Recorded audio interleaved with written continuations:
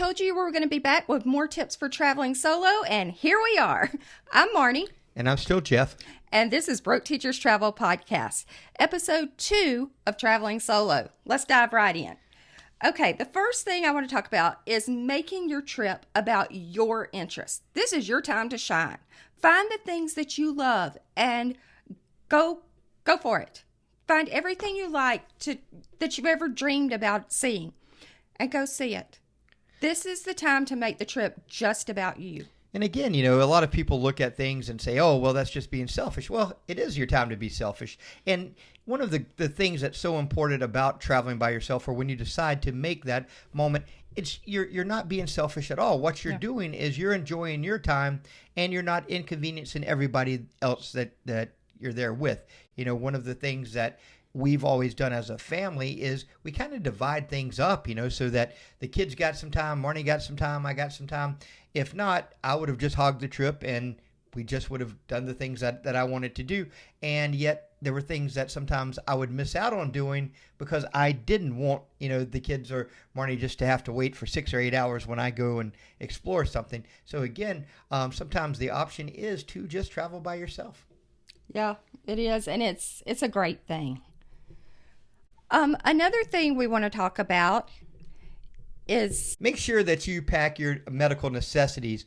You're not going to have a travel partner to run down to the pharmacy. For me, I always take something for an upset stomach, something for a migraine. I also, in addition to medical necessities, I always like to take liquid IVs or something like that for dehydration, because you're out walking around a lot before you go to bed. Take one of that. If you're a person that likes to go out and experience alcohol and other in various places, again, staying hydrated is very, very important. But make sure that you have all of that stuff packed and ready to go at your very nearest convenience. Sometimes if you take a day bag, put that stuff in there, because you never know when something you eat may not agree with you. That's happened. Or being out in the sun so long, it can trigger a headache, or maybe you're climbing flights upon flights of stairs, and you need some ibuprofen to knock that out a little bit to keep you from being achy the next day and messing up your vacation. And one of the things that we've talked about, and we will talk about later probably on a specific one, was if there's going to be issues that you may need medicine where you normally wouldn't, make sure you have that. For example, when I was in Peru, and I was, it's high up in the Andes Mountains where I was at, and there's altitude sickness and things like that. So, read about that. Make sure that if you're taking a altitude medicine, again, sometimes people that are from Florida, you go out to Denver to go skiing or things, make sure that you pack that, because again, like Marnie said, you just can't run to the pharmacy to get those things. No, it's not that easy when you're by yourself. Talk to other people who have traveled solo and find out if they felt safe in the destination that you're looking at, because it may be somewhere that you want to go, but you may not feel safe there. Or it may be somewhere that you question going, and it's perfectly fine. Just talk to other people who have made these trips and see what their review is. And also there's various groups that you can join online that are solo travelers. That's pretty much what they do. Maybe they're single, maybe their spouse doesn't like to travel, maybe there's different places. But just because you're traveling solo doesn't mean that you're traveling alone necessarily. No, it doesn't. Another thing you have to be aware, and this is something that, because I do travel, there's places that, Marnie doesn't want to go, or I can't get away and he can. Right. And her job, there's no argument. It's a little more demanding than mine. And so she probably needs a little more downtime than I do. But one of the things that I became very aware of very quickly is that sometimes they will charge a fee for solo travelers. Mm-hmm. And why do they do that, Marnie? It's to make up for the cost of the room. A lot of times that they're used to putting 2 people in a room, and that fulfills the cost. But if only one person is staying in there, they have to make up that expense. And sometimes that can add up to quite a bit. I know that there's been a couple of issues, and I actually did not take trips because the solo fee was so high. I mean, it could be up $800, $1,000. Generally, the longer the trip, the more that money is going to be. Some companies, every now and then, they'll offer a they'll waive that, okay, especially if it's in a dead time of their travel season and they want to try to get more people there. They'll waive that. And sometimes, and I've actually seen this in the last month or two, that they will offer a 50% discount for the second person traveling. And so when I contacted one of the companies, they said, well, instead of that $600 travel fee, we could reduce that to $300, that solo fee. But still, that's saving yourself $300. Mm-hmm. And, it's kind of cool. You get your own room, you get your own way of doing things, as opposed to, not. One of the other things, and this was something I just thought of, Marnie, was that I saw that there are some companies that will allow you to share a room with someone. So you book as a solo, they book as a solo, and then they put you in a room together. Some people absolutely 100% would not like that. But some people don't care. They don't mind at all. I spent a lot of time at summer camps and things like that with people I didn't know and things like that. So it's not a big deal to me, but for some people it may be. So again, always looking at how to do things on the cheap. So that's what we're doing. Yeah. And our next one is one that you're really good at. Well, I'm not so good at it. Jordan was really good at it. But now that she's married, I noticed my bag was a little heavier this past time. So, oops. So it's traveling light. I mean, for me, and everybody immediately says, oh, well, you're a guy. You could get away with traveling lighter. I think it just depends on the person. I know women usually have a lot more stuff to take with them.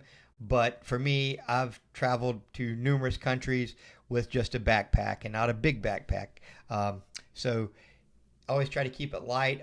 For me, I like to have an option to keep my bag with me, to have it in the overhead bin. Everything I need is with me, never having to check bags, and it makes it a lot easier in the airports. Yeah, usually a carry-on and like a backpack or something, your personal bag is usually plenty. Right, it really is. And one of the big things, remember, everywhere washes clothes, guys. So if you want to take, 6 days worth of clothes, and on that sixth day, sometimes the hotel will actually offer a service. Sometimes they have wash machines, things like that. Or if you have to do it old school and just wash it in the sink or the shower, you can also do that. Yeah, too. They make those little laundry detergent sheets now that you can just toss in with your clothes, and you don't have to carry liquid or powder. It's just a little sheet, and you toss it in there, wash it, and then hang it up to dry. I'll have to get back with you on this, but I just saw something on Amazon that say wash bag, that you actually take it, put your clothes in, put your detergent in, and fill it with water, shake it, and whatever. I like this idea. Yeah, I thought it was really, really cool. Because you're not putting it in something that you don't know right exactly how clean it might be. This is sterile. I like that. But I just saw that, and so I'll try to get you guys some more information on that a little bit later. And yeah, we'll put a link below to it. If we can find several, we'll put several links. One of the big things we want to talk about today is a big budget saver. This can save you tons of money, and it's staying at a hostel. Don't panic. They're not all gross and dirty, and I don't know where they've gotten the reputation. Maybe there are a few bad ones. I don't know.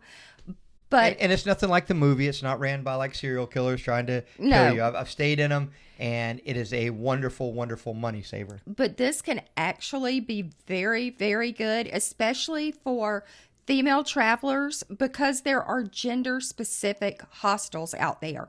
If you want to just be there with other females, if you feel safer that way, it is a fantastic idea. Not only does it save you money, but it saves you a little bit of stress and anxiety over being safe and secure at night while you're sleeping.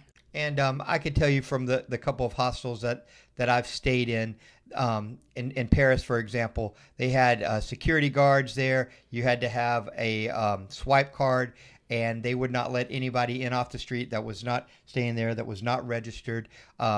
Generally at these hostels, people speak numerous languages, and what we're talking about is going from the heart of Paris, where you're paying maybe $150, $200 a night, down to paying maybe $30 a night. Now, it is summer camp kind of deal. You're going to be in a room with people that you don't know. Sometimes you're in a room with people from different countries, and people possibly bunk beds. Yeah, possibly bunk beds, as I found out. Marnie mentioned the gender specific. For Americans, it's a little different because some of them aren't gender specific, and so you get woke up with giggling, and you kind of open your little curtain, and there's people of opposite gender there, and you're like, whoa, that's just not something that we're used to. But again, when you're talking about saving $70 a night times 10 nights, there's a lot of stuff you could get used to. This is great for all the people backpacking across Europe, that type of thing. There are also, just so you know, I know this is about solo travel, but there are hostels for families as well. Right. And one of the cool things there is, it's they're a lot more secure than what I ever thought. Again, in addition to have the swipe card and having the physical presence of security, they will either assign you a lock or a swipe card has been my experience, and you will have access to your own locker, and you can rent larger lockers for larger pieces of luggage. But for me, basically there was a swipe card that I used on a drawer underneath my bed, and I put all my stuff in there and never had any problems. Okay, next up on the list, meet new people, but be aware of your safety when you do so.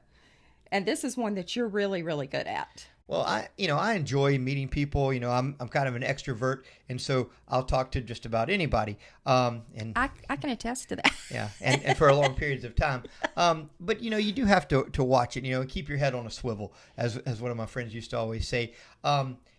Safety is always the first and the most paramount of things, but it's so cool to meet different people. So in some of my travels, I've met really cool people from all over the world. I've met a lot of cool people from the United States. I had dinner one time with a couple that I met in a hostel, and he was a retired director of one of the healthcare facilities in Great Britain, and these were people that obviously had money, but just wanted to save by staying there. So yeah, and that, like we said, it can save you a huge amount of money. And it is always cool. I will give the story of the hostel that is kind of funny. That there's different cultures. They believe kind of a little different things. I'm trying to sleep one night, and there was a young college student from South Korea. And we were kind of in this bunk bed style. And again, we have these curtains that basically you pull. And so the guy's like rapping on my curtain. I'm like, what? And it's like 2:00 in the morning. And he says, hey, I'm sorry to bother you, but do you like President Trump? And I'm like, dude, it's 2:00 in the morning, man. I would like some sleep. I'd like to see the Sandman right now. But it is kind of fun. And so you will sometimes just gravitate toward groups of people and, have some fun with that. And along the whole safety line of things, don't give your travel information to people you aren't familiar with. That's a biggie. If you don't know these people that are lurking on the outskirts of your group and they're asking where you're going the next day or where you're going that evening, be very conscious of your answers. Maybe say, I don't know yet. What are you doing tomorrow? Or what are you doing tonight? And one of the things that I've found is, and again, it's, being a guy, I think that I'm always kind of have my head on a swivel, but not as much as some other people that I know. And sometimes nothing ever bad's happened, but, there's sometimes when I reflect back that I'm like, man, maybe I shouldn't have given that much information. So like Marnie said, what I will do is say, I don't know, where are you going tomorrow? Well, how about getting a group of people together and maybe we could all take the train or something like that. And so, it's not just a one-on-one kind of situation or even a two-on-one, so that there's a group of people there that, you could go somewhere with. Yeah, I think that is just so important to be aware of the safety issues when you're traveling by yourself, male or female, it does not matter. Now, another thing is, this was a biggie because this has happened to Jeff a couple of times. Make sure Not that often. No. Make sure you have pictures of your travel documents. Snap a picture with your phone. Send one to someone back home as well, so they have a picture of it too. That way, if anything happens, they can shoot you an email with the information you need, and it includes the picture of the document. It can be your passport. It can be the location of your hotel. It can be directions. It can be anything that is vital to you getting from point A to point B. I like the rule of three. I like to have the physical my passport. I like to have my reservations. I like to have all of that stuff. Even when I just came back from Tampa yesterday, but when I went down there, I had all of my flight itineraries, my everything printed out. I had it all on my phone. There's a copy here at the house as well. And there's a copy here at the house. And so, again, nothing can destroy a vacation like losing your cell phone or losing your passport. And, if that happens, then as long as you know where you're going, you can still have a good time and put all that worrying on one day instead of like constantly worrying, hey, I know where I'm going. I know this is where my hotel is. I know that everybody has a copy of my passport. And so once you get back to the hotel, there's a lot of things that can happen if, you have lost a travel document and you're not the only one that's ever done this. No, okay? Absolutely not. Well, that's it for this episode on solo travel. And next episode, we're going to talk about how to save money at theme parks. This is going to be a fun one. We've been doing this one for years, so we've got lots of tips for you. Because everybody knows how to spend money at the theme park. Oh, yeah, we're good at that, too. We're good at that. So, we spend way too much, and so we've come up with a lot of just absolute cool ways of saving things, and a lot of times people have never even thought about it. Yeah, and they're simple. It's nothing hard, nothing difficult at all. But that's going to do it for today, guys. Thanks for sticking around and hanging out. Remember, like us, follow us, subscribe, follow us on social media. We'll see you next week. And remember, break the monotony. Not the bank. Bye, guys. Have a great weekend.